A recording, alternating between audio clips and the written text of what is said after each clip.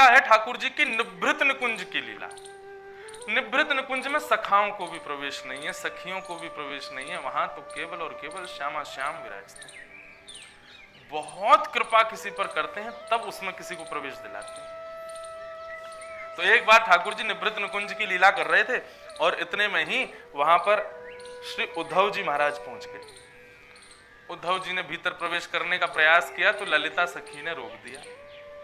बोले उद्धव जी भीतर मत जाओ, ठाकुर जी अपनी अंतरंग लीला में हैं, निवृत्त निकुंज की लीला में हैं। उद्धव जी बोले अरे तो क्या हो गया, हम सखा हैं ठाकुर जी के। बोले आप सखा हो तो हम भी सखी हैं, भीतर प्रवेश नहीं है तो नहीं है, अभी ठाकुर जी अपनी निवृत्त निकुंज की लीला में हैं, इसमें नहीं जा सकते आप।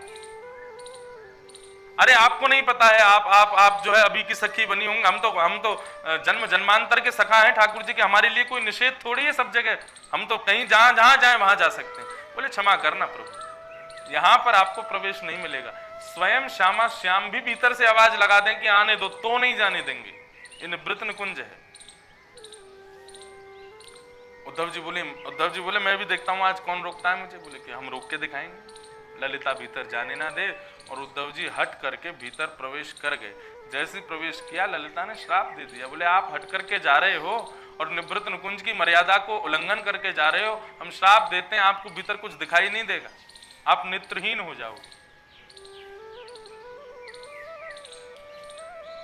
बोले कि मैं भी श्राप देता हूं तुमको, तुम श्राप दे रही हो तो तुम ठाकुर जी की सेवा की अधिकारिणी नहीं हो, तुमको इतना विरह होगा कि विरह से व्याकुल होगी एक बार, और उस विरह के कारण तुमको पता चलेगा कि किसी सखा को किसी ठाकुर जी के भक्त को विरह देना कितना कष्टदायी होता है। आज तुम जितना मुझे दे रही हो ना, तुमको भी होगा उतना ही कष्ट। सूरदास जी भीतर प्रवेश कर गए, भीतर जाकर के नेत्रहीन हो दिखाए। श्री उद्धव जी भीतर गए, जाके देखा कुछ दिखे नहीं। ठाकुर जी कह रहे हैं आओ उद्धव बैठो। उद्धव जी कह रहे हैं आप कहां हो। बोले मैं सामने ही खड़ा हूं। उद्धव जी कहें लेकिन लाल जी मुझे दिख नहीं रहे हो। किशोरी जी बोली उद्धव प्रयास करो, हम सामने ही तो हैं। उद्धव जी ने खूब प्रयास किया लेकिन ठाकुर जी नहीं दिखे। रुदन करने लगे, तब ठाकुर जी ने शीश पर हाथ रखा, थोड़ा लाड किया और कहा उद्धव कोई बात नहीं, क्रोधापि देवेन वरेण तुल्यम।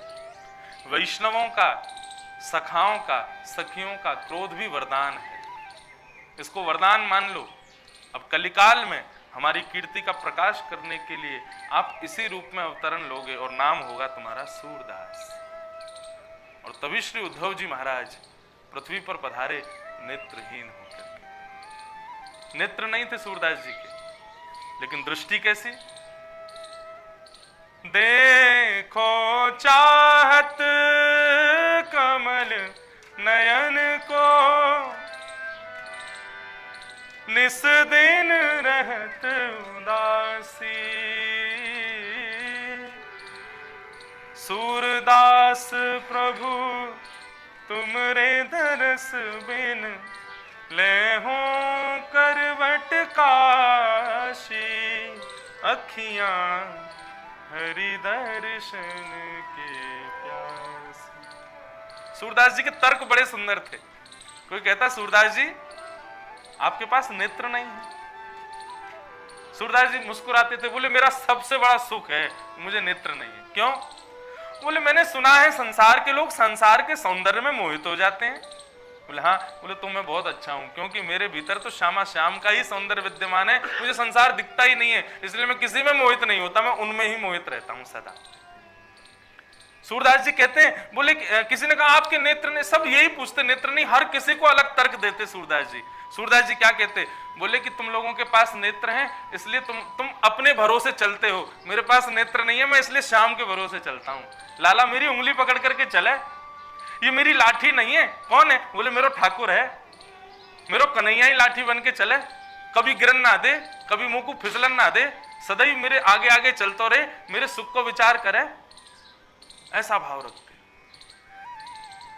बंधुओं, सखा का एक और भाव होना चाहिए, जैसी ठाकुर जी परिस्थिति दे दे उसमें संतोष करे। सखा कभी असंतोषी नहीं होना चाहिए।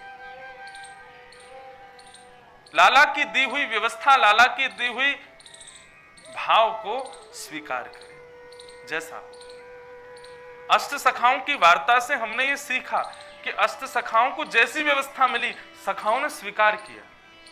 सूरदास जी को नेत्र नहीं दिए, स्वीकार किया। और स्वीकार नहीं, ठाकुर जी ने नेत्र नहीं दिए तो इसी को ही प्रसाद मान लिया और इसी को ही प्रसाद बना लिया। सूरदास जी बोले देखूंगा एक दिन, जरूर देखूंगा, लेकिन मेरी भी शर्त है, मैं संसार को नहीं देखूंगा। किसको देखोगे? सूरदास जी कहते हैं केसर तिलक मोतिन की माला, वृंदावन के वासी, नेह लगाए त्याग गए तृण शम, डार गए गल फांसी, अखियां हरि दर्शन की प्यास। ठाकुर जी ने हमको आंख दी है, फिर भी उनके उस रूप का दर्शन हमको नहीं होता। सूरदास जी पर नेत्र नहीं है, फिर भी ऐसी ऐसी झांकी का दर्शन करते हैं। शोभित कर नवनीत लिए, घुटरुन चलत रैन तन मंडित, गो रोचन तिलक किए। सूरदास जी कहते हैं। कहां तक कहें? सूरदास जी तो पुष्टि के जहाज हैं, उनको जहाज कहा गया। नौका तो प्रत्येक प्राणी है इस संसार में, लेकिन जहाज, नौका कई बार अपने को पार करने के लिए होती है, लेकिन जहाज तो संसार को पार करने के लिए होता है। सूरदास जी जहाज है। सूरदास जी जैसे भाव ना किसी ने कहे, ना किसी ने गाए, ना किसी ने लिखे। ठाकुर जी की बाल लीला के ऐसे ऐसे पद सूरदास जी ने गाए हैं कि कभी कभी मुझे लगता है कि श्री वेदव्यास जी और शुक्राचार्य जी भी जब सूरदास जी के भाव को सुनते होंगे ना, तो वेदव्यास जी भी सोचते होंगे मैंने भागवत में ये भाव क्यों नहीं लिखा जो सूरदास गा रहे हैं। सूरदास को दर्शन होते हैं। चंद्र खिलौना ले हूं मैया मोरी। लाल जी मैया से कह रहे हैं मैया मुझको चंद्र खिलौना चाहिए, चंद्रमा चाहिए। मैया बोली ना दियो तो, और जय हो लोट अवई धरणी पे, तेरी गोद ना आए हूं। यदि मैया तेने चंद्रमा नहीं दियो तो का करेगो? का करेगो लाला? बोले अभी अभी लेट जाऊंगा धरती पे, और तेने जो मेरा इतना श्रृंगार किया ना, सब मिट्टी में लोट लोट के सब गंदो कर दूंगा, मुझको चंद्रमा दे। सूरदास जी कह रहे जय हो लोट अवही धरणी पे, तेरी गोद ना आए हूं मैया मोरी, चंद्र खिलौना ले हूं मैया मोरी। मैया बोली ना देरी चंद्रमा बता और का करेगो? और तू लेट है जमीन में तो लेट जा, वैसी कारो है, मैं तो कुछ जैसे तैसे सुंदर बनाऊं, जैसे तैसे तेरा श्रृंगार करूं। ना मानेगो जाके लेट जाएगो धरती पे, और गंदो हो जाएगो और बुरो लगेगो, फिर कोई और ना देखेगो तो। ठाकुर जी बोले अच्छा, ऊपर ते एक तो चंद्रमा ना दे रही, ऊपर ते मोरी बुराई और कर रही है। हूं तो सुत में नंद बाबा को, तेरो सुत ना कहे हूं। मैया आज तो मेरी एक बात सुन ले, मैं पूरे गोकुल में हल्ला मचा दूंगा। बोले कहा?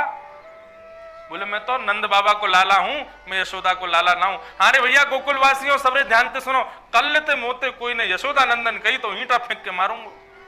मैं नहीं हूं यशोदा नंदन। कौन हूं? बोले मैं नंद बाबा को लाला हूं। यशोदा मैया बैठी बैठी मुस्कुरा रही है। अब ये लीला सूरदास जी नेत्र नहीं है इसलिए उनको दर्शन होता है, और वो लिखते हैं यशोदा मैया ने गोद में लाला को बिठाया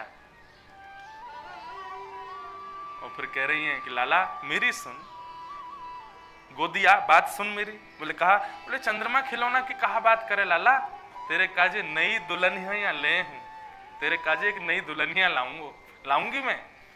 अब तो महाराज नई दुल्हनिया की बात सुन करके ठाकुर जी तो बोले मैया मेरी अबई सुन। कहा?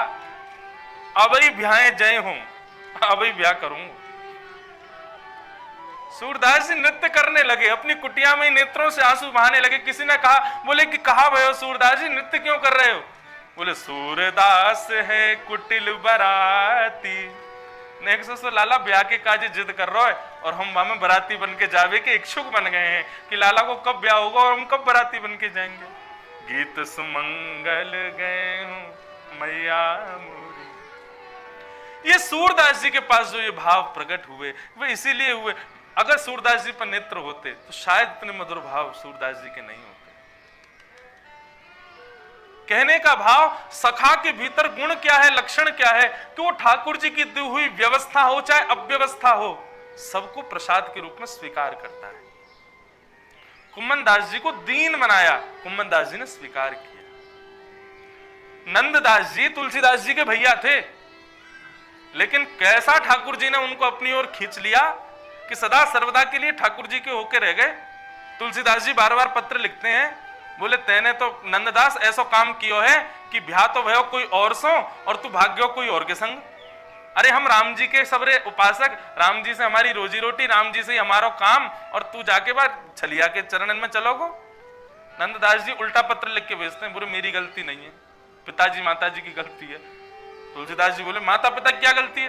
बोले मेरो नाम रख देते राघव दास, रामदास, तो मैं बात मानता हूं, मेरो नाम ही रख दियो नंददास, जन्मते ही मेरे को नंददास बना दियो, मेरी क्या गलती है? ऐसे नंददास सब सखाओं ने ठाकुर जी के द्वारा दी गई जैसी व्यवस्था थी सबने स्वीकार की।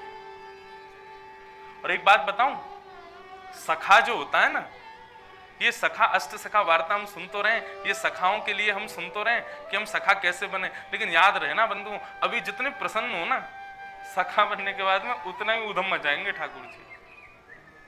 जितनी अनुकूलताएं तुमको अभी मिल रही है ना, उतनी प्रतिकूलताएं जीवन में आ जाएंगी। बस तैयार रहना उसकी प्राप्ति के लिए, क्योंकि लाला को यदि जीवन में कभी सखा के रूप में देखना चाहते हो, गोद में खिलाना चाहते हो, उनसे बातें करना चाहते हो, तो प्रतिकूलताएं तो एक प्रेमी अपनी दूसरे प्रेमी की परीक्षाएं तो लेता है, ये जानने के लिए कि वो मुझसे प्रेम करता है कि नहीं। ठाकुर जी भी वैसे ही हैं, वे जब सखा बन जाते हैं ना तब ज्यादा उधम मचाते हैं। अभी आपको लग रहा है सब ठीक है, सब प्रतिकूल, अनुकूल है मेरे, तो अनुकूल है मतलब ठाकुर जी ने दूरी बना रखी है, और जहां रोज प्रतिकूलताएं आती हैं ठाकुर जी समझो रोज तुम पे ही नजर गाड़े बैठे हैं, इसीलिए रोज रोज कुछ ना कुछ समस्याएं देते ही रहते हैं। समस्याओं को स्वीकार किया करो, ठाकुर जी के द्वारा दी गई हर वस्तु को प्रसाद मान के स्वीकार करो। जीवन में कभी दुख नहीं रहोगे, दुखी नहीं रहोगे।